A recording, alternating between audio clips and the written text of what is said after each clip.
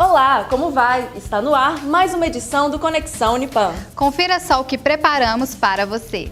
Conheça a Recóleo e saiba o que fazer daquele óleo de cozinha já usado.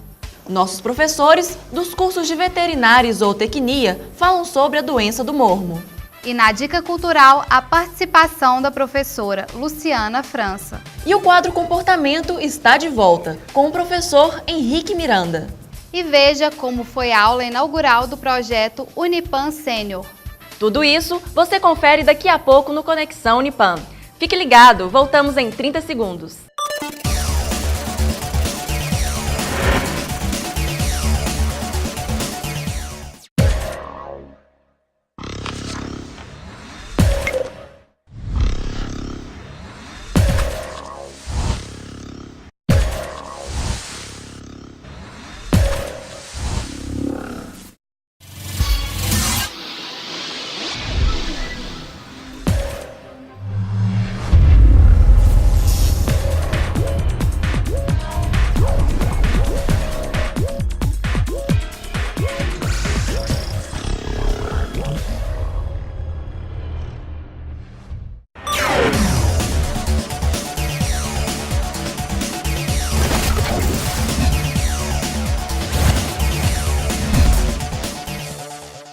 Em Patos de Minas, já temos uma empresa especializada em recolher aquele óleo de cozinha que já usamos e que muitas vezes era jogado no ralo da pia da cozinha.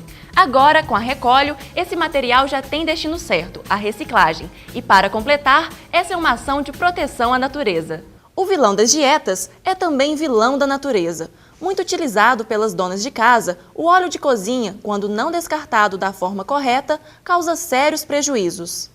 1 litro de óleo de cozinha pode poluir até 10 mil litros de água, mas algumas pesquisas vão além e demonstram que a mesma quantidade pode poluir até 1 milhão de nossa água potável, o que equivale à quantidade consumida por uma pessoa durante o período de 14 anos. O engenheiro ambiental explica que os impactos não param por aí. Uma vez que esse óleo é descartado aí nas pias e nos sanitários, nas residências, até em estabelecimentos comerciais, né?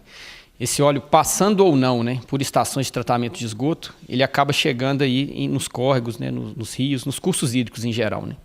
E uma vez em contato, né, com essa água, né, já é sabido aí desde o ensino básico, né, a questão da insolubilidade desse óleo, que esse óleo não se mistura, possui uma densidade menor que a água, né? E além dessa questão dele não se misturar, né, ter essa capacidade também de agregar nele outros tipos de partículas, né, partículas sólidas, criar flocos maiores, né, flocos contaminantes nesse curso hídrico.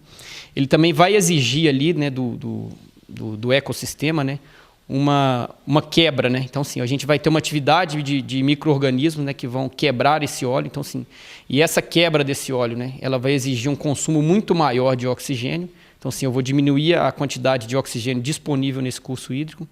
Além disso, esse óleo, né, ele pode formar uma fina camada, né? Então, assim, eu crio um filete de óleo sobre a água, então, assim, que impede a questão da entrada de luminosidade, né? Então, se impacta diretamente a fotossíntese pelo fitoplâncton.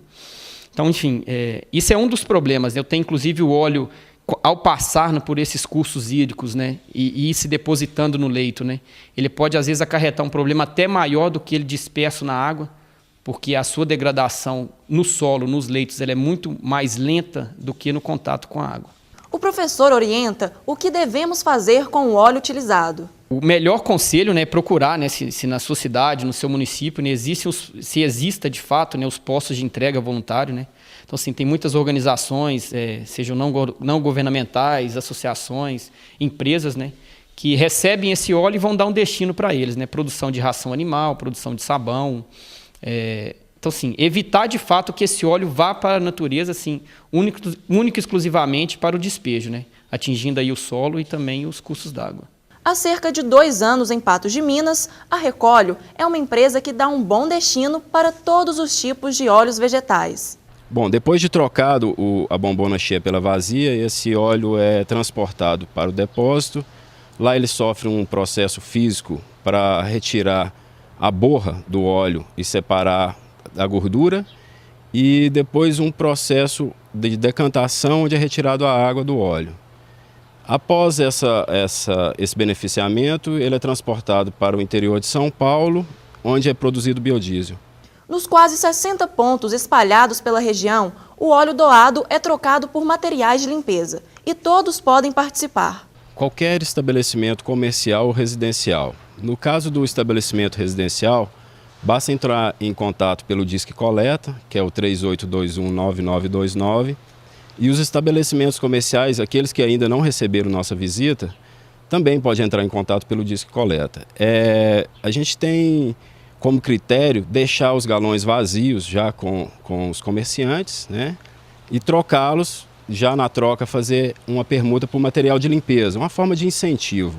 Uma parceria que deu certo. Juliano é proprietário do Big Pato e com a chegada da Recolho já sabe o que fazer com os 150 litros de óleo que produz por mês.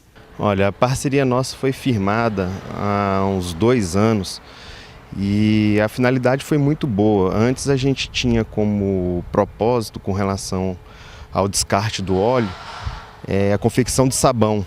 Então muitas pessoas procuravam a gente e a gente acabava comercializando esse óleo na produção de sabão, e a gente tem certeza que as pessoas não utilizavam 100% do volume de óleo que elas levavam para a produção do sabão. E quando a gente fez a parceria com a Recolhe, a gente entendeu que o destino que o óleo estava tendo era 100% voltado para a reciclagem. A Recolhe consegue, através do volume de óleo que a gente dá para eles dão em materiais de limpeza para a gente. Então eles têm uma lista de produtos que a gente pode escolher entre pano de prato, rodo, detergente, alguns produtos que de uma certa forma beneficiam a empresa, porque a gente realmente utiliza muito esses produtos.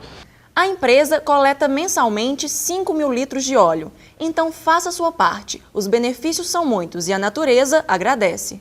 Ganha o meio ambiente,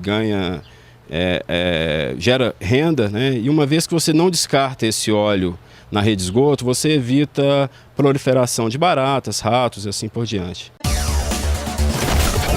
O mormo, conhecido vulgarmente por lamparão, catarro de mormo e catarro de burro, é uma doença infectocontagiosa, quase sempre fatal dos equídeos, que pode ser transmitida ao homem e também a outros animais. Professores dos cursos de veterinária e zootecnia falam sobre o aparecimento dessas doenças. Eles são fortes, belos e velozes, mas toda essa vitalidade pode ser colocada em risco pelo mormo, uma doença que está voltando a galopes. Foi descrita no Brasil pela primeira vez em 1811, provavelmente introduzida por animais advindos da Europa. O mormo é uma doença infecto-contagiosa que também é conhecida como lamparão, causada por uma bactéria que acomete principalmente os equídeos, podendo também alcançar o homem. Recentemente, o Instituto Mineiro de Agropecuária registrou alguns casos da doença em animais de Minas Gerais. Foram confirmados casos inicialmente no município de Montes Claros, na região de Montes Claros. Posteriormente, 1 mês após, tivemos casos dentro do Parque Exposição de Araguari. E existem também alguns animais suspeitos em Juiz de Fora que estão fazendo o exame para confirmação. Realmente a situação é preocupante porque nós não tínhamos essa doença em Minas Gerais. Ela estava restrita aos estados do norte do Brasil. Em 1988, o Ministério decretou que essa doença estava erradicada no Brasil, porque nós ficamos 20 anos sem nenhum caso da doença, então o Ministério decretou a erradicação da doença. Mas 10 anos após, em 1999, começaram a aparecer casos nos estados do norte do Brasil, mas a doença ficou restrita a esses estados. E recentemente agora tivemos esses focos em Minas Gerais, então é muito preocupante, porque nós não queremos que essa doença se difunda em nosso estado. A transmissão do mormo ocorre pelo contato direto entre os animais, ou até mesmo pelo coxo, no momento de se refrescar. Os sintomas são corrimento nasal muco-purulento, o animal tem aquela descarga na narina com muco, com bastante secreção, que posteriormente viram feridas profundas, e tem lesões na pele também, que são nódulos acompanhando a cadeia linfática ali na pele do animal. Mas nem todos os animais têm essa sintomatologia clássica, né? O animal pode ter só o sintoma respiratório ou ter só os nódulos, vai depender de animal para animal. Ou pode também não ter sintoma nenhum, mas está eliminando a bactéria que causa a doença, contaminando o meio ambiente e transmitindo essa doença para outros equídeos. E atenção, tanto em homens quanto em animais, o mormo pode ser fatal. O mormo é considerado uma zoonose, ou seja, uma doença comum ao homem e aos animais. Ela pode ser transmitida ao homem, o homem manipulando esse animal que está com a doença, ele pode se contaminar.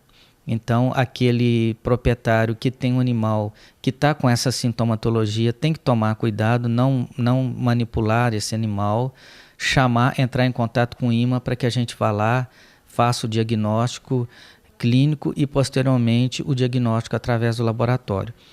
Essa doença ela tem uma sintomatologia muito parecida com uma gripe comum dos equinos, que é a gripe dos equinos chamada garrotilho. Nós tivemos um surto há uns tempos atrás aqui na nossa região de garrotilho. É muito parecido. Então tem que se fazer o diagnóstico também através do laboratório.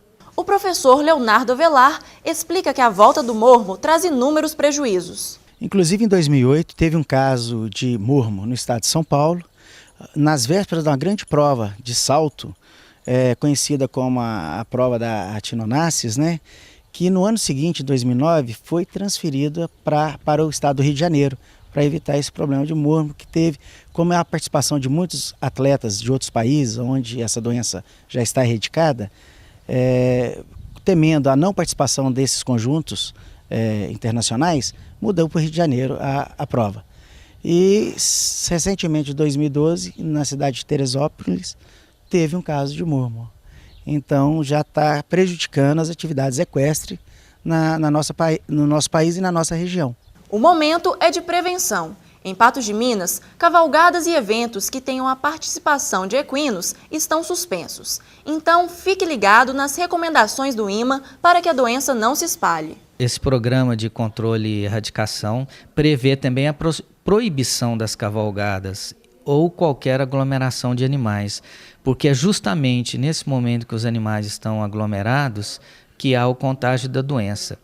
Nós temos agora as festas religiosas no André-Quissé e Romaria, em que diversas cavalgadas de diversos municípios diferentes vão para a cidade, os animais têm contato com animal de outras localidades. Isso não é bom, isso facilita o contato e o contágio, a transmissão da doença. Então nós pedimos que deixem de fazer essas cavalgadas esse ano, esperem o ano que vem, que provavelmente até lá a gente já controlou essa doença, para que não haja esse perigo de contaminação.